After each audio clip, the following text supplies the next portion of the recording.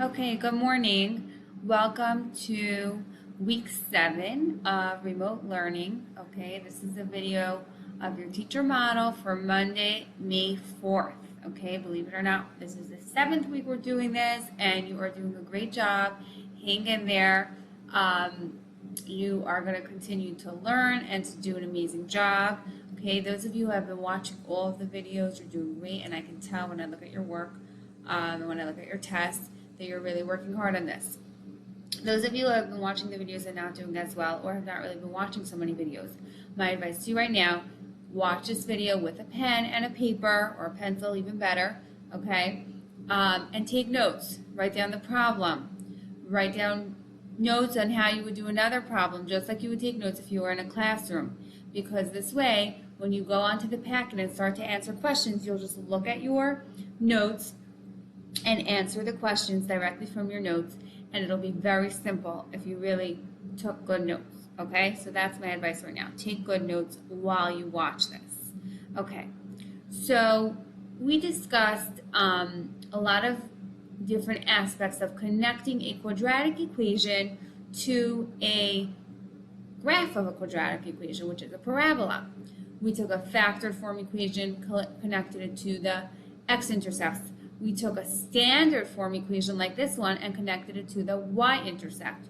We took a vertex form equation and connected it to the vertex. Today we're going to take the standard form equation. We know we could find the y-intercept. We know that we could look at this and find the y-intercept right there. However, that's not what we're looking for now. What we're looking for now is the axis of symmetry. We're going to look for a connection between the equation in standard form and the axis of symmetry. Okay, now in your packet you're going to have to write the definition of the axis of symmetry. Okay, so let's think about what the axis of symmetry is. We're going to go to a graph now, and I'm going to put in that equation. It was y equals x squared plus 6x plus 8. Let me double check that. It was plus 6x minus 8. Okay, so y equals x squared plus 6x minus 8. Here I have a parabola. Okay, I hope by now you saw x squared, you expected to see a parabola. Now, when I look at this parabola, what is the axis of symmetry? The axis of symmetry is the line that cuts this parabola in half right here. Okay, it's that line right through the parabola. Okay, it makes the parabola symmetrical on two sides. This side and this side are symmetrical around the line that goes through right here. What's the equation of that line? Well, I'll look at the vertex, and if I see the vertex is at x is -3, then that means that this line goes through -3 on the x-axis, and a vertical line going through the value -3 on the x-axis is the line x equals -3. So far, we just defined the axis of symmetry. We said it's the line that goes through halfway through that parabola and makes that parabola symmetrical on both sides. It cuts that parabola in half. It always has the equation x equals.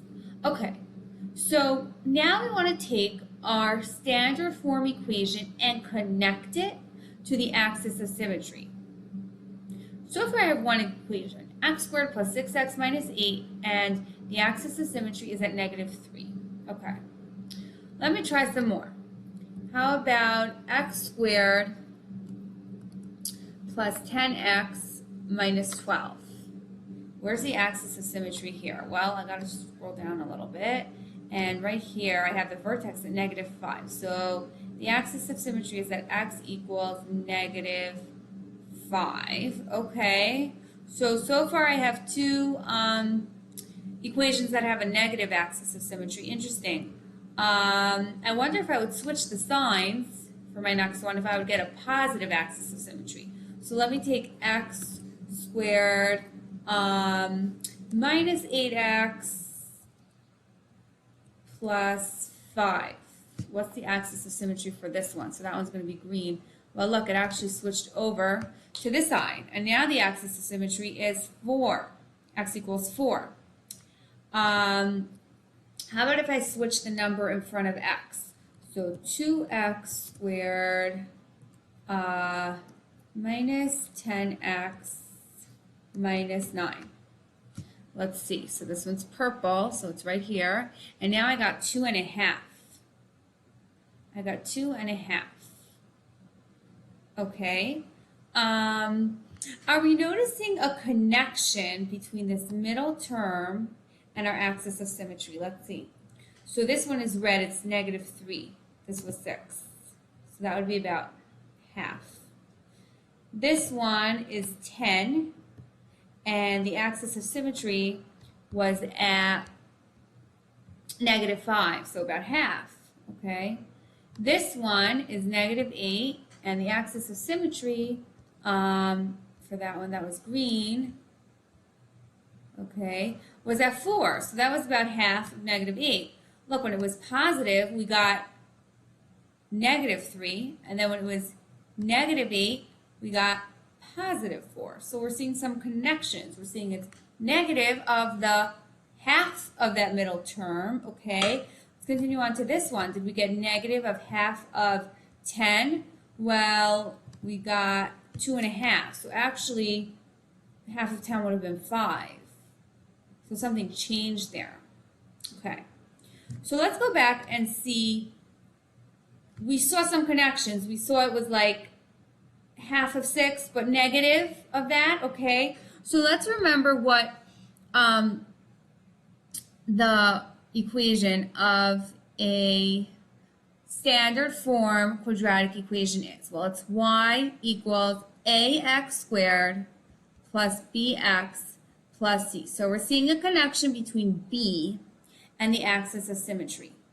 So we're seeing that the axis of symmetry, which is x, is negative of b divided by 2. But we saw one example where that wasn't true, and that was this example.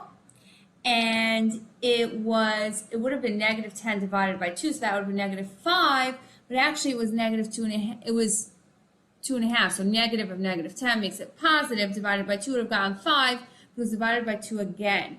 And that's because we also divided by the coefficient of x squared. So the axis of symmetry is -b over 2a. A is the number in front of x. -b over 2a. Okay, so this one only had 1 in front of x squared, so it didn't change anything. It was just -6 over 2. -6 over 2, that's -3. -10 over 2, and again, there's only 1 in front of there, so -10 over 2. This is the blue one, and for that, we had x equals -5. -8 over 2, we ended up with +4, because this is -8. So negative of -8 flips it to +8. So we had 8 over 2, and that is 4. -b over 2a. So negative of -10 makes it +10 divided by 2, but not just 2. 2 times a. So we're dividing it by 4. 10 divided by 4, and that gets us 2.5. So on your question where it says, what is the formula for the axis of symmetry? You're going to say x equals -b over 2a.